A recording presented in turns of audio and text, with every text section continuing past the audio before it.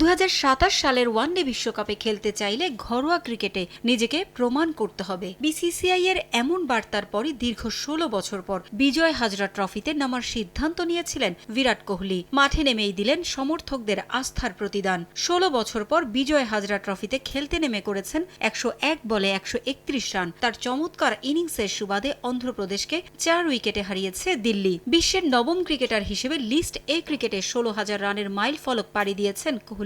ভারতীয়দের মধ্যে শচীন টেন্ডুলকারের পর দ্বিতীয় ক্রিকেটার হিসেবে এই রেকর্ড গড়েন তিনি। তার দুর্দান্ত ইনিংসে ভর করে অন্ধ্রপ্রদেশের বিপক্ষে ম্যাচটায় দাপুটে জয় পায় দিল্লি।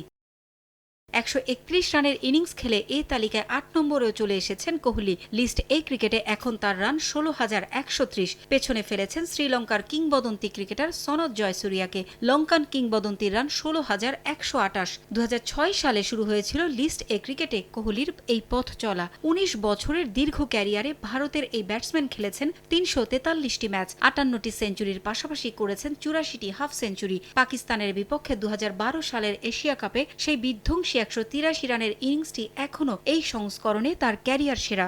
খুলে বলো ফ্যান্টাস্টিক নিমো হালাল বিস্কুট খায় সানিও স্ট্যাটাস দিছে ফ্যান্টাস্টিক।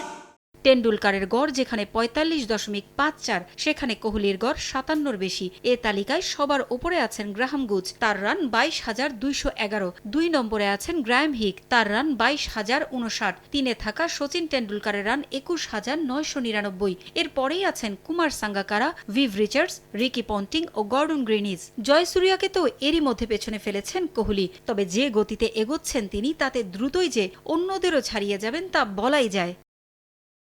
পারভিন আক্তার, সময় সংবাদ।